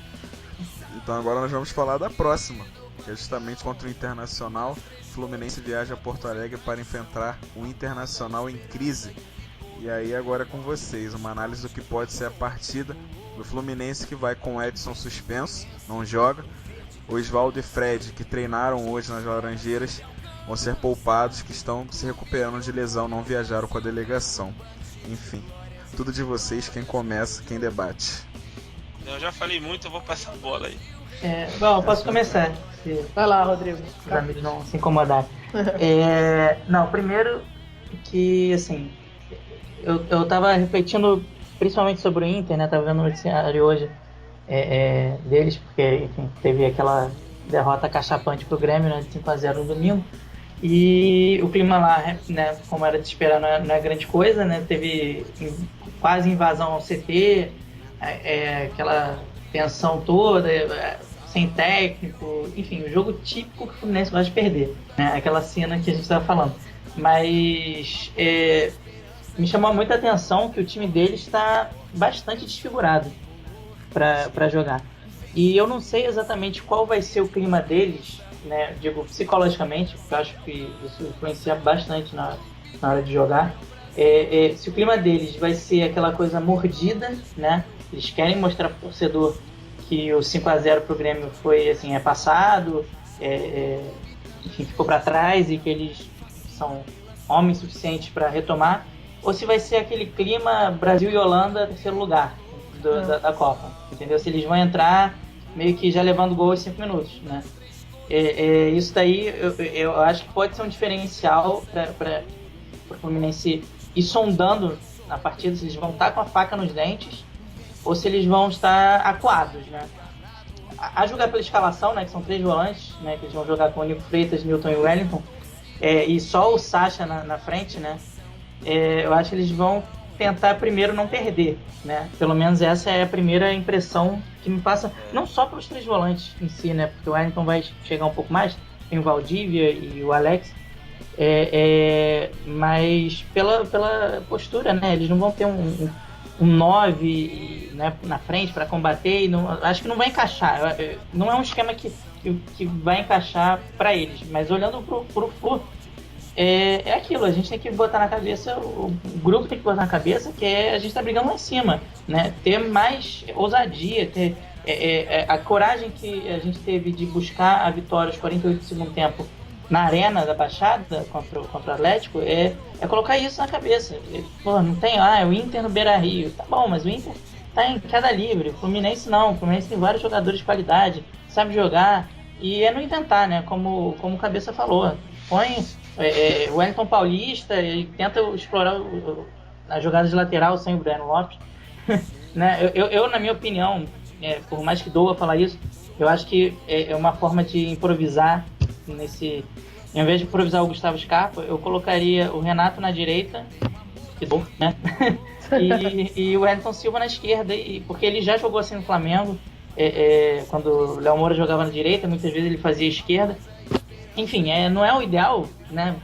Mas eu acho que é melhor do que queimar o Scarpa, que é um importante peça. O Cícero, eu achei que entrou meio fora de ritmo. Achei ele meio pesado, até mais pesado do que o normal. Não me agradou muito o início, né? Mas é aquela coisa, não vamos cornetar tanto porque ele está começando. Então talvez seria uma opção melhor para entrar. E é isso. É que nem você vai entrar no mar, né? Você vai vendo se a água está gelada, se não está. O Fluminense tem que ver se a água está quente ou se está gelada, né? E aí sondar e tal, se estiver boa para mergulhar, você mergulha. Se não, vai com calma para não esnobar muito o adversário, né, também. Porque isso aí acontece com uma certa frequência. Mas eu sinceramente, eu espero uma vitória. Por mais que eu não... eu às vezes fico comedido, eu fico pensando, é um jogo típico do Fluminense entregar, mas eu acho que dá pra gente ganhar e aproveitar o momento. Não é toda vez que a gente vai enfrentar o Inter fora de casa nessa fase. Não vai ser todo mundo que vai enfrentar o Inter nessa fase. Exatamente. E tem que aproveitar. É uma oportunidade, um bilhete premiado que a gente está aí para tentar explorar. Né? Não sei se os amigos eu tinha feito uma simulação já para o campeonato inteiro de jogos que eu imaginava que o Fluminense faria empate, derrota ou vitória. Geralmente isso nunca dá certo, mas eu tentei já esquematizar alguma coisa aqui, fazer uma previsão de pontos e tal. E o jogo contra o Inter, tendo feito essa previsão antes da demissão do Aguirre e até antes mesmo da eliminação da Libertadores, é um jogo que eu coloquei empate, mesmo pensando no Inter, talvez, sei lá, com jogadores reservas, não sei. Eu tentei imaginar uma condição um pouco bastante diferente do que ela acabou se revelando nesse momento. E eu tinha colocado empate nessa partida, mas eu respeitando o Inter, que é um gigante do futebol brasileiro, mas nesse momento agora é ir para vencer, para compensar um pouco da derrota contra o Avaí. Os jogadores do Inter, eles estão em clima de enterro, sim. Eles não aceitaram a demissão do Aguirre, foi recebida muito mal a demissão do Aguirre nos vestiários. Um jornalista falou isso hoje, que o empresário do jogador do Inter confessionou a ele que o clima está o pior possível, porque os jogadores tinham entendido o sistema do Aguirre, tinham abraçado o Aguirre mesmo como comandante, e que a demissão dele gerou um conflito interno gigantesco. Fora o fato do Inter estar vivendo essa temporada com uma guerra de egos, né? Porque os salários não estão sendo pagos de forma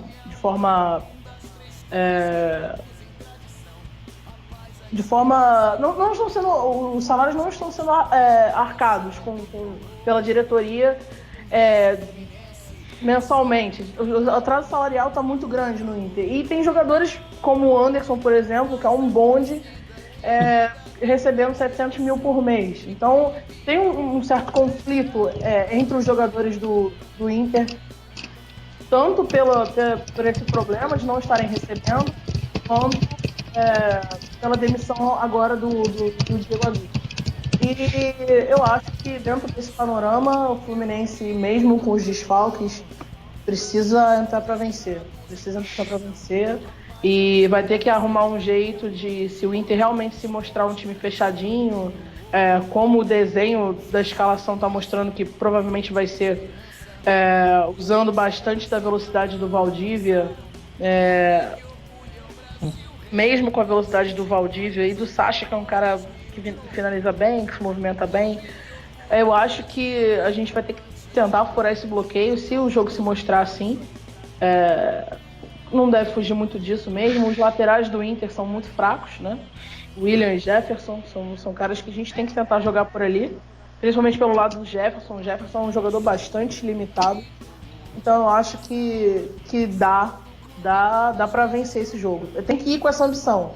O Fluminense tem que ir com essa ambição porque precisa repor os pontos perdidos pela Chapecoense no jogo contra a Chapecoense e no jogo contra o Avaí.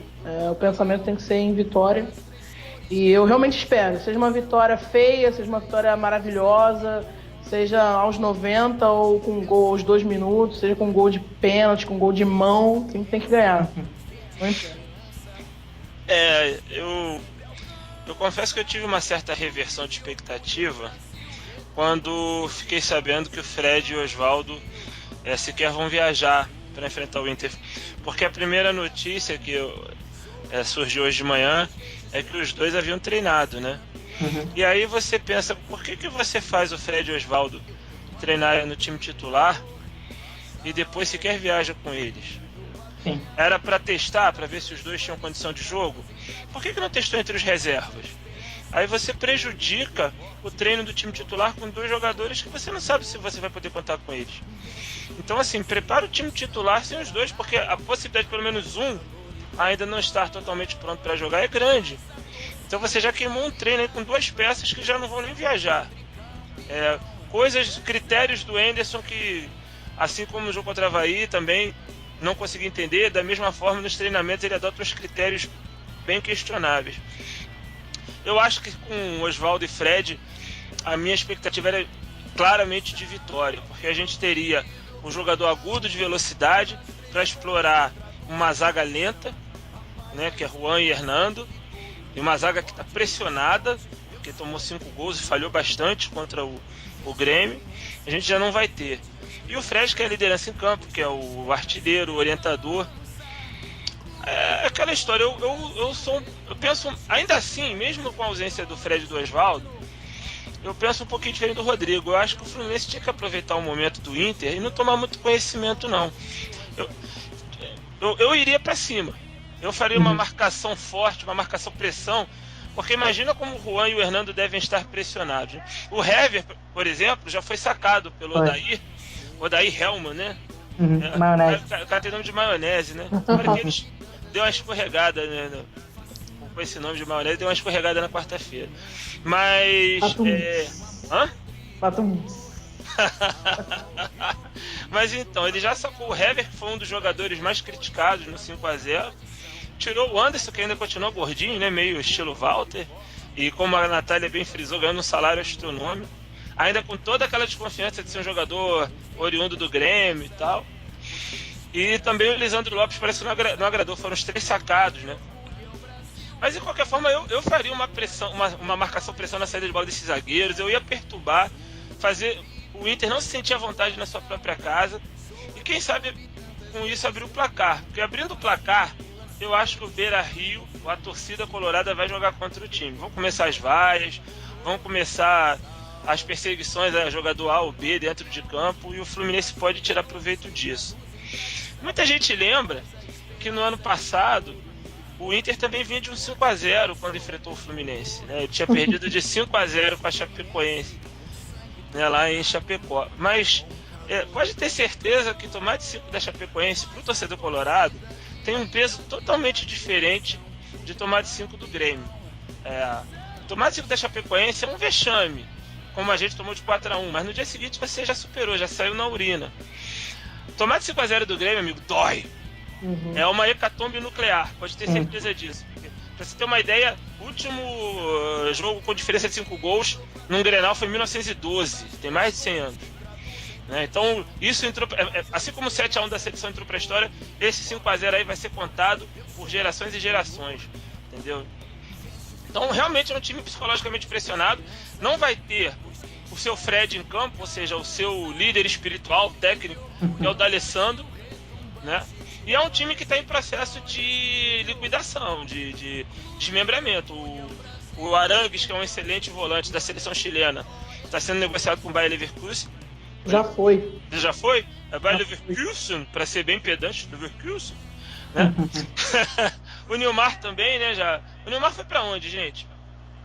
Foi pra Arábia. Pra Arábia? De novo. Esses caras. Mais uma vez. O time que o Marquinho quase foi. Enfim, eu vejo um Inter, muito jogador jovem, né? Valdívia, Sacha, Jefferson, esse Wellington. Quer dizer, o time já tá pressionado e nesse momento não pode contar com os caras cascudos, né? Pra segurar as coisas assim, galera, vamos sacudir a poeira, vamos jogar o nosso jogo. O Alex, que é o cara mais rodagem, mais experiente, vive uma fase ruim, né? Vive uma fase ruim. E então... e outra diferença, Natália, é que ano passado ainda tinha um cara cascudo no banco de reservas, que era o Abel, pra contornar o clima no vestiário. Agora é o seu Odair Maionese aí, que, enfim, não tem o peso de chegar e dizer assim, olha, faz isso, vai dar certo, esquece 5-0, faz isso que eu mandei você fazer, ocupa aquele espaço de campo ali que vai dar certo. O cara não compra o barulho de um Odair Helman, né, num momento de crise desses. Então, é um jogo que dá pro Fluminense vencer. Agora, ficou mais difícil sem o Fred e sem o Oswaldo, na minha opinião. Tomara que o Ronaldinho Gaúcho tome as rédeas, esteja numa noite inspirada, que o Cícero desperte pra vida, que o Marco Júnior esteja inspirado, que o Wellington Silva perturbe o Jefferson, porque vai jogar pelo lado do Jefferson, e o Fluminense consiga uma jornada feliz. Eu só tenho receio da arbitragem, como sempre, né? A arbitragem costuma ser caseira pro Inter no Beira-Rio, e se eu não me engano vai ser mais um trio paulista, né? Deixa eu até verificar aqui se já está escalado o trio de arbitragem, mas se eu não me engano, enfim, isso aí alguém, os nossos amigos no Twitter podem verificar pra gente, que também não dá tempo da gente checar todas as informações. É verdade. Mas é isso, galera. O Cleiton deve perguntar pra gente qual é o nosso palpite, né, Cleiton? Daqui a pouco, aí depois... Sim. Lembrei de um aspecto. Eu não escalaria Pierre de primeiro volante pra esse jogo, não. Eu acho que o jogo se domina no meio de campo. É ali que você controla o jogo. O Inter vai vir com o meio de campo congestionado, 3 volantes, provavelmente querendo mais uma vez disputar nossa saída de bola, querendo neutralizar o toque de bola do Cícero, do Ronaldinho, provavelmente, para sair em contra-ataque, explorar a velocidade do Valdívia e do Sacha, que são os jogadores mais leves da equipe, né? Eu sinceramente, arriscaria colocar o Marlon de primeiro volante, pela qualidade do passe, ao lado do Jean, e arriscaria ir de Cunha e Antônio Carlos. Ousado, hein? É complicado, eu sei que... Mas assim, cara, não tem... Futebol você sempre vai ter que lidar com algum risco. Eu acho que a saída de bola com o Pierre ali vai ser complicado. Se o Odair fizer a mesma coisa que fez o Kleina, adiantar os volantes para marcar a saída de bola do Pierre, tá arriscado o Pierre entregar a paçoca. Ele quase entrega no final do primeiro tempo contra o Avaí, e aí pra impedir a entrada do jogador do Avaí na área, ele faz uma falta na entrada da área e toma um amarelo. Meu medo é que isso se repita. Mas enfim, vamos ver no que vai dar aí, né? Como vai terminar esse maracatu. Antes de falar sobre os palpites, eu vou ler aqui uns comentários em relação à partida de amanhã. O Udi diz aqui, Udi Ximenes diz aqui: vamos vencer o Inter amanhã. Mandem um alô para mim e minha namorada Patrícia, valeu. Então um alô aí para o Udi, que é do Bate-Papo Tricolor, Abraço, nosso amigo. Udi. Isso aí. Pra ele. Grande abraço. Udi, eu quero saber quando é que você vai começar a ratear no bolão, amigo. Tá comentando, tu tá dominando isso, cara. Eu vou pra cima. Você tem que começar a perder um pouco, cara. Eu tá liderando desde o início. Que isso, cara? Dá uma chance aí pra galera. Um abraço, cara. E aqui a Cris, que também é do Bate-Papo, diz aqui: nós temos time, precisamos apenas organizar o time com um esquema tático personalizado para jogar contra cada adversário. PS, quando eu falo que temos time, já desconsidero Breno Lopes. Sim, cara. Prudente. O Cleiton, só pra confirmar, eu achei aqui a notícia, realmente é um trio de arbitragem paulista. O O Flávio nome do Guerra. árbitro é Flávio Rodrigues Guerra, exatamente. Auxiliares Vicente Romano Neto, Carlos Augusto Nogueira Júnior. Um Corinthians aí no G4, sempre bom ficar de olho, né? Aí, a arbitragem do jogo do Corinthians contra o Sport também é paulista. É paulista. É o Flávio Oliveira, que é corintiano, por sinal. Eles fazem de tudo pra, né, gerar aquela dúvida. Dúvida, né? A gente faz de exatamente. tudo. Não, deixa eu ver o que eu posso fazer pra ferrar mais ainda a imagem do campeonato. Ah, já sei, vou colocar o árbitro paulista pra apitar um jogo de um paulista. São gênios. A CBF gosta de viver perigosamente. A CBF. Pois é, aí vai ter alguma coisa, algum lance polêmico, às vezes não vai ter nada demais, às vezes o cara pode apitar bem pra caramba, mas num lancezinho dar uma polêmica já era. Porra, eles adoram. Bom, agora nós vamos então aos palpites do jogo de amanhã.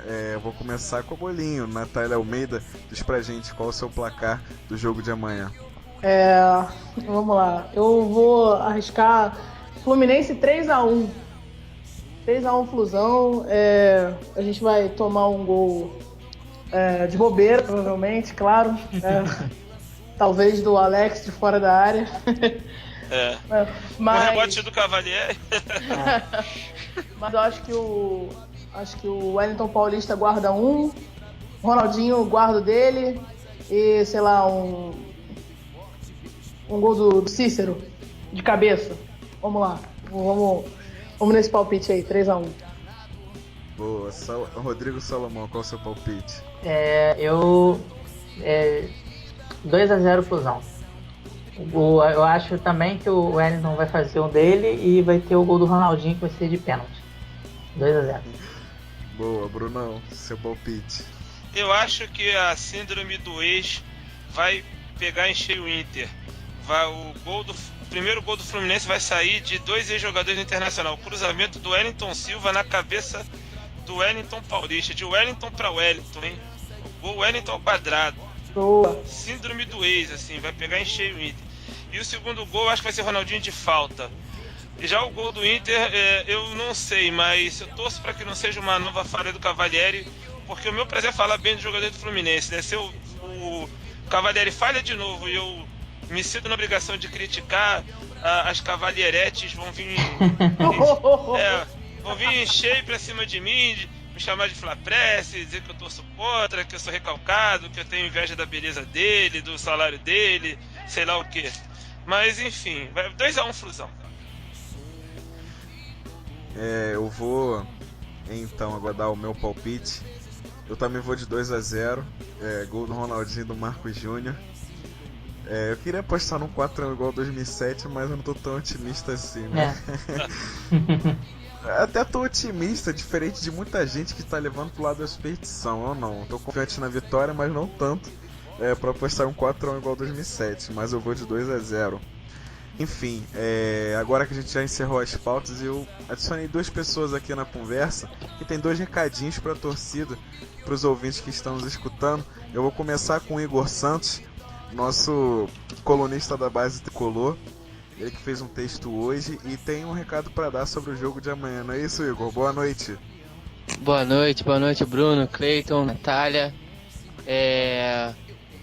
Amanhã, às 15 horas na Laranjeiras, tem jogaço importante do Sub-20 que pode encaminhar a vaga do Fluminense para a final do Campeonato Brasileiro. E um jogo que, se perder, mesmo perdendo, a gente só depende de si para se classificar. Porém, pode complicar um pouco a classificação, porque a gente pega o Flamengo na última rodada dentro da Gávea. Então, é um jogo muito importante pro Fluminense. Tem que ganhar nas Laranjeiras. Espero que quem puder ir vá. 15 horas. E apoie o time a conquistar mais uma vaga numa final aí importante, um título inédito pro Fluminense no Sub-20 aí. Às 15 horas na Laranjeiras, certo, Igor? Certo. É Fluminense e o Nanico da Colina? Exatamente. Ai. Putz. Às 15 Essa horas. vaga vai ser conquistada lá na Gávea. Vamos ser campeões brasileiros, mas essa vaga vai ser conquistada lá na Gávea. Não. Vamos ganhar amanhã. No Sub-20 não tem destino não, Bruno. Tem não? Não tem não. Graças a Deus, Nem mosaico. Nem mosaico. Igão, só pra confirmar, cobertura exclusiva do Flulink amanhã? Exclusiva não sei, cara, mas eu vou tentar fazer uma cobertura aí diferenciada aí pra gente. É isso aí. Agora que o Igor deu o recado dele, é a vez do nosso cabeça tricolor que participou pelo Twitter e agora tem um recadinho, segundo ele me falou, uma novidade pra torcida tricolor. Boa noite, cabeça. Fala aí, Cleiton, beleza? Uma participaçãozinha especial aí. Não quero atrapalhar aí o programa que tá fantástico. Queria dar os parabéns aí Nunca pro atrapalha. Rodrigo. Pô, Rodrigo arrebentando. Natália, sem palavras, né, cara? Minha companheira de Maracanã. Então, assim, o Bruno nem fala. O Bruno nem fala porque o cara é o concurso, entendeu? Ô, Mago das Notas, assim você me deixa lisonjeado, Mago das Notas. Que isso, cara. Falaram exatamente o pensamento da torcida tricolor. Foi muito bom. Não, é só um recadinho, 2 detalhezinhos que eu fiquei sabendo. Um que parece que o D'Alessandro não vai pro jogo mesmo. Parece que ele tá com problema no ombro e na parte lombar, né? Então, assim, também é um ponto favorável pro Fluminense, porque sempre uns craques, assim, né? Quando jogam com o Fluminense, voltam, tipo o Joninho Pernambucano, arrebenta. Tipo o Marquinhos do Avaí, arrebenta. Então, pelo menos, o craque deles lá não vai jogar. Aí já é um alento pro Fluminense. E outro que eu fiquei sabendo também que pessoas íntimas do Ronaldinho falaram que ele tá muito empolgado para esse jogo. Contra o Inter, um rival histórico dele, desde que jogava no Grêmio. Então, assim, parece que ele tá muito empolgado para esse jogo. Então, acho que é a animação que faltava para mim, que eu já tava meio que desesperançoso, eu tava achando que eu tinha que empatar esse jogo, não sei porquê. Me deu um down assim, mas agora que ele ouviu falar que ele tá mais assim, disposto para jogar e arrebentar, então agora me motivou um pouco mais. Vai sair nota 10, ô cabeça? Pô, cara, eu já dei uma nota boa para ele no primeiro jogo, né, porque ele foi essencial, e eu tô querendo dar uma nota igual que eu já sempre dei pro Fred, né, uma nota 20, né. Pô, maravilha, tomara. Eu consigo aí, vamos ver, tomara. Pô, fica a torcida para mais um grande texto seu aí, contando uma vitória nossa, se Deus quiser. Boa, com certeza. Um abração a todo mundo aí. Abração, cara. Valeu, agradeço a participação do Igor e do Cabeça, as participações especiais, dando um recado aí pra torcida, pros ouvintes que estão nos ouvindo. Obrigado, galera. Boa noite. Valeu. Bom, agora nós vamos então. Agora que as nossas pautas acabaram, nós vamos às considerações finais de cada um. Ah, mas já. É que nem a entrevista do Jô, né? Aquelas entrevistas boas e tal. Bom, eu começo com as considerações finais do nosso membro. Já tá acostumado aí a dar as suas considerações finais pra não dar delay igual deu com o Igor na semana passada. Começo com o Bruno. Quais são as suas considerações finais? Rapaz, você esclarece esse negócio de... Bom, deixa pra lá, ia falar uma bobagem. É melhor não falar bobagem no final, nas considerações finais, que dá Você é experiente no programa. No programa do Flulink. Mas enfim... foi um prazer enorme mais uma vez participar do resenha ao lado dos grandes amigos. Foi a primeira vez da Natália, e pra uma primeira vez até que ela tava bem soltinha, até que ela curtiu bastante, tava bem relaxada, mandou muito bem. O Rodrigo também tava preocupado também com a sua primeira aparição no programa e tal. Também saiu com muita desenvoltura. É aquela história, a gente acompanha Fluminense diariamente, a gente respira Fluminense. A gente, ao contrário da grande mídia, que tem um conhecimento muito genérico, muito superficial sobre Fluminense e dedica aquele minutinho Fluminense nas mesas redondas, aqui a gente fala tranquilamente 1h40 sobre Fluminense e a gente tem que se controlar, porque tem caixa pra mais, né? Se deixar, a gente fala 3 horas aqui e arranja assunto. Com certeza. E eu acho que a galera já tá percebendo esse diferencial. A bem da verdade não é exclusivo nosso, há outros espaços na mídia tricolor que também abordam com essa mesma profundidade. Eu acho que é um novo nicho mesmo que está surgindo em termos de comunicação, em termos de jornalismo, porque a mídia convencional está cada vez 80% do tempo os clubes da massa e 20% é rateado entre os outros 18 clubes que disputam a Série A. né? E gera uma série de problemas, inclusive para patrocinadores que sabem que sua marca não vai ser exposta, porque só as marcas dessas nações fabricadas aí, essas nações de alienados, é que tem realmente exposição farta na mídia. Então, que vocês continuem prestigiando o nosso programa, sempre às terças-feiras, 21 horas, né? Também acesse nosso site mediaflulink.com.br. Lá tem os meus textos, tem as notas do Cabeça, os textos do Cleiton, o Igor Santos falando da base, o Rafael Perdigão relembrando os jogos históricos do Fluminense, o Isaías Ramos fazendo abordagem tática do time do Fluminense. Enfim, é um conteúdo amplo e que certamente vai preencher essa demanda de Fluminense que a mídia tradicional preenche tão pouco, dedicando espaço para o Fluminense para falar que o Ronaldinho não toma banho, de brigas que não existem dentro do elenco, essa sujeirada toda que a gente já sabe. Então, um grande abraço aí para todo mundo que participou do programa e uma boa noite aos nossos ouvintes. É isso aí, é sua vez, Rodrigo. Suas considerações finais. Bom, eu termino da mesma forma que eu iniciei, né? Agradecendo pela oportunidade. Marcos Júnior fez o gol da vitória aqui na estreia do Ronaldinho. E, enfim, agradecendo a todo mundo pela participação, o pessoal no Twitter, o pessoal mandando mensagem aqui no WhatsApp. Foi muito legal, muito gratificante participar, que seja a primeira de muitas. E, de preferência, que a gente fique 1 hora e 7 minutos analisando vitórias da próxima vez. E é isso aí, vamos lá. Quem sabe em breve, já comentando o jogo do Joinville, vai ser, talvez eu comece, né, Cleiton? Exatamente, só para confirmar aí ao vivo, provavelmente o jogo entre Joinville e Fluminense, na arena lá do Joinville, no estádio deles, através da narração do Alexandre Antônio e comentários do Rodrigo Salomão, mais uma transmissão da Rádio Flulink, o segundo jogo que a gente vai transmitir. O comentarista da vez será o Rodrigo e o Alexandre vai narrar, se Deus quiser, sem falhas de conexão. Vai dar tudo certo. É isso aí. Então, agora, para encerrar, o microfone é tudo seu, Natália. Quais são as suas considerações finais?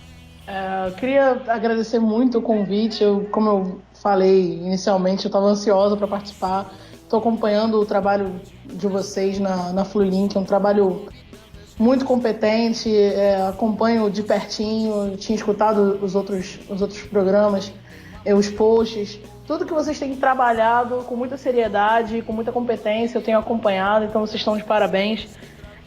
Continuem desenvolvendo esse trabalho maravilhoso. Obrigado pelo convite e espero que o próximo convidado da próxima resenha analise uma vitória do Fluminense contra o Inter. E independente do resultado de amanhã, galera, se Deus quiser vai ser uma vitória, mas independente de ser uma vitória, uma derrota ou um empate, eu queria convocar a torcida para não deixar de abraçar o nosso time, que dentro de tudo que se especulava no início do ano, manchetes apocalípticas, imprensa zoando, rivais zoando, a gente está fazendo uma campanha calando muita gente. A gente está provando para muita gente que o Fluminense ele é eterno. Ele independente, ele independe de patrocínio, de patrocinador. Ele vai sobreviver apesar de todas as crises. Então a nossa campanha é uma campanha que necessita do torcedor no estádio. Então, independente do que aconteça amanhã, se Deus quiser vai ser uma vitória, mas estejam todos lá contra o Figueirense no Maracanã no domingo. A gente sabe que a mudança de horário deixou um pouco as pessoas chateadas e tal, mas façam um esforço de estar lá prestigiando o time no domingo. E foi um prazer conversar aqui com vocês essa noite. Muito obrigada, Cleiton. Um abraço para todos que estavam ouvindo. Um abraço pessoal do BPT, que tá sempre junto aí. Uma galera que eu fiquei muito feliz de conhecer esse ano. Valeu a todos, boa noite. E vence o Fluminense. É isso aí, galera. Eu agradeço os elogios, as congratulações. Realmente é muito gratificante. Então é isso. Eu agradeço a sua audiência e também a todos que colaboraram participando do programa, seja aqui na nossa mesa, ou seja você ouvinte com os comentários. Esse foi o Resenha Flulink de número 9. Saudações tricolores e vence Fluminense.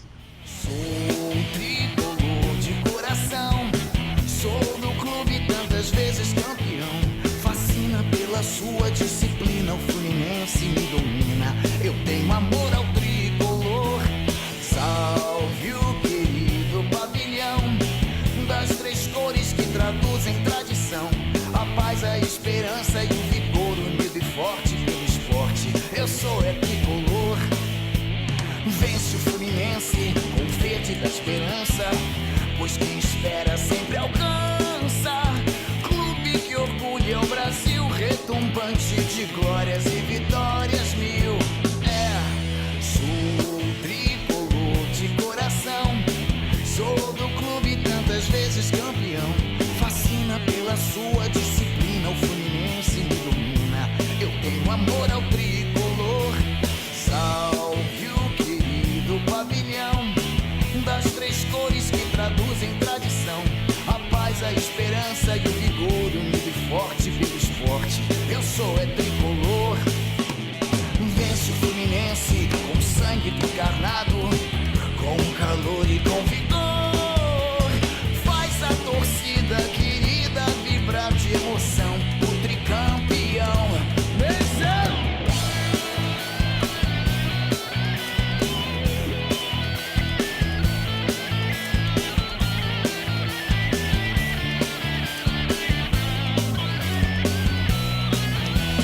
Salve o querido pavilhão das três cores que traduzem tradição. A paz, a esperança e o vigor, unido e forte pelo esporte. Eu sou tricolor. Vence o Fluminense, o verde da esperança,